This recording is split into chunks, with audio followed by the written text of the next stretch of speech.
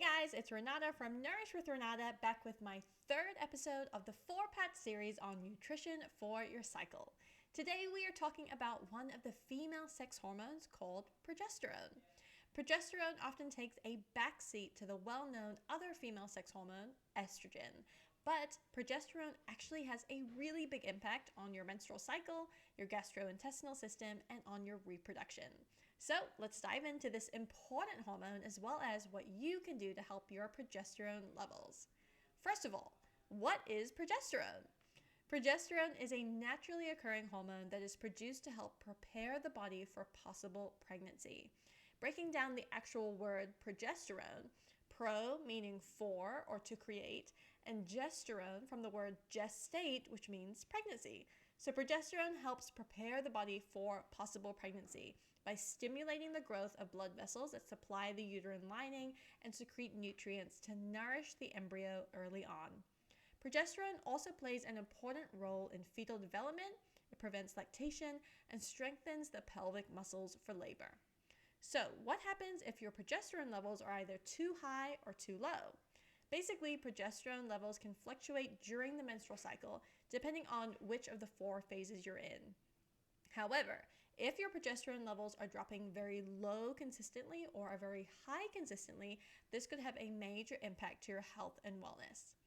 So let's look at if your progesterone is low. I'm going to name several symptoms that you might be experiencing as well as an explanation for each one of these.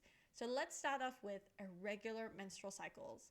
Low progesterone levels can lead to irregularities in the menstrual cycle, causing variations in your cycle length and timing. It may result in longer or shorter cycles, inconsistent cycle lengths, or even missed periods. Number 2, a shortened luteal phase. The luteal phase is the period between the ovulatory phase and the beginning of the next menstruation phase. Low progesterone levels can result in a shortened luteal phase, which is known as the luteal phase defect. This can impact fertility and make it more difficult to conceive. Number 3, heavy or prolonged menstrual bleeding. Progesterone helps stabilize and maintain the uterine lining during the menstrual cycle. Insufficient levels of progesterone can lead to thickened uterine lining, causing heavy or prolonged menstrual bleeding.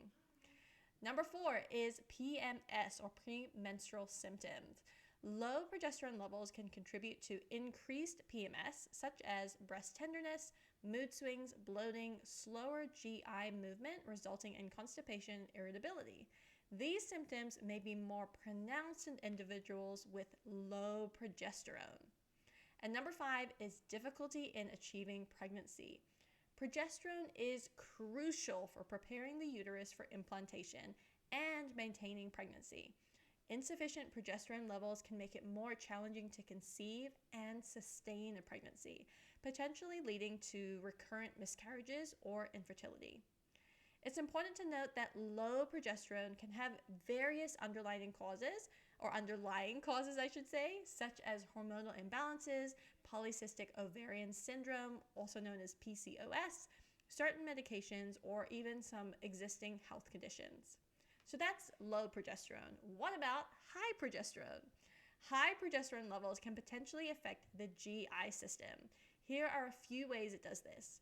Number 1, relaxation of smooth muscles. So progesterone has a relaxing effect on the smooth muscles throughout the body, including those in the GI tract.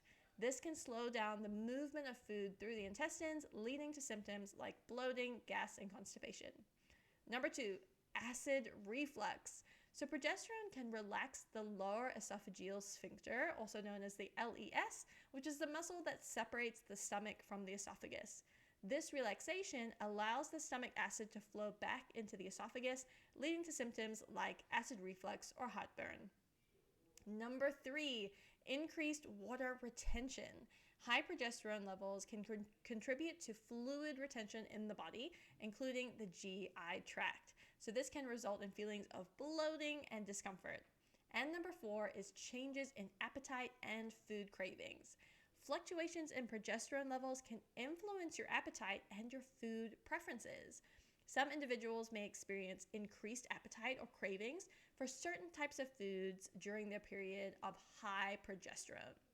So we've talked all about the possible symptoms of low progesterone and high progesterone.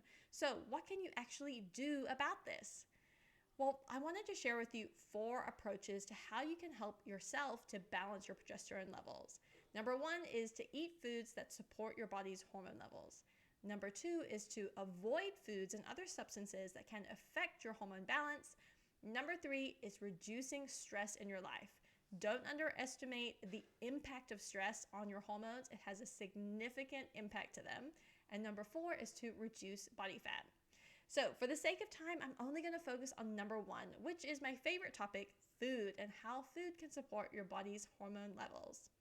It's important to note that no particular food contains progesterone, but eating foods with particular minerals and nutrients help to support your body to produce an optimal amount of progesterone so it can improve your physiological function. These foods are, number 1, magnesium.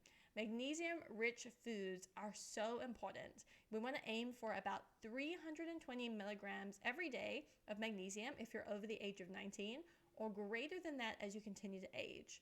You can find magnesium in things like dark chocolate, nuts like almonds, Brazil nuts, cashews, as well as things like tofu, avocado, and legumes. I talked a lot about magnesium in the first couple of episodes in this Nutrition for Your Cycle series, so go back and check those out. Number 2, vitamin B6.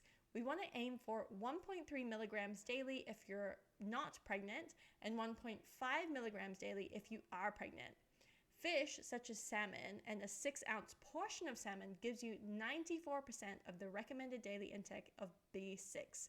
You can also find this in tuna, snapper, or mahi-mahi for a boost of B6, as well as eggs, sweet potato, milk, and carrots.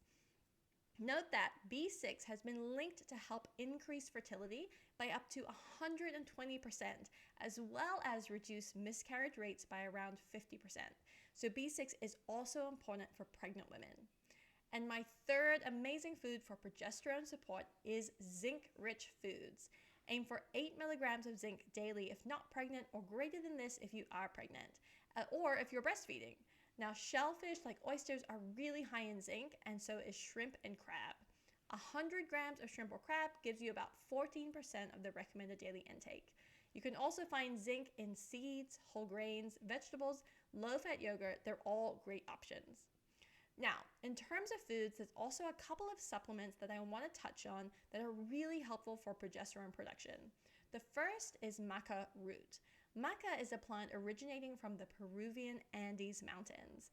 It's been called a hormonal adaptogen, meaning that it helps your body by adapting to your hormonal needs. Over time, the usage of maca can also help to increase progesterone levels. So you can usually find it as a powdered supplement at the local grocery store or online, and you can add it into pretty much anything like smoothies, yogurt bowls, or chia seed puddings.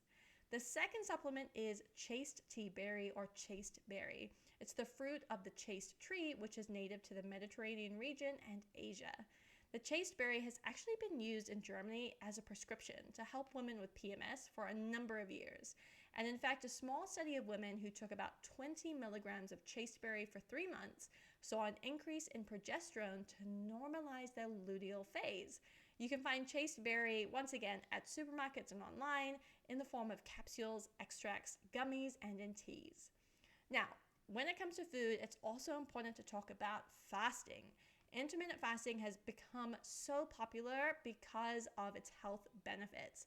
However, for women who have a menstrual cycle, as in you have a regular bleed phase, please note that progesterone does not like long fasts. So we're talking greater than 16-hour fasts. This is because it can spike cortisol, our stress hormone. When this happens, this reduces our progesterone levels. So reducing your fasting window during the luteal phase is really important for hormone balance. Also, since the body is needing more carbohydrates during the luteal phase in order to create progesterone, increasing your complex carbohydrates can be helpful as well. So that is your intro to progesterone. This female sex hormone and its fluctuations can play a major part in your overall menstrual cycle health. If you have questions about your hormones and how it might be affecting your menstrual cycle, along with the nutrition that can help to support your progesterone levels, make sure to use the link below to book your free 20-minute consultation with me. In the next episode, which is our 4th episode in this series, we're talking all about the main female sex hormone, estrogen. How to know if you have too much estrogen or maybe too little, and what important foods and holistic practices can actually help you to get your estrogen levels under control. I'll see you then.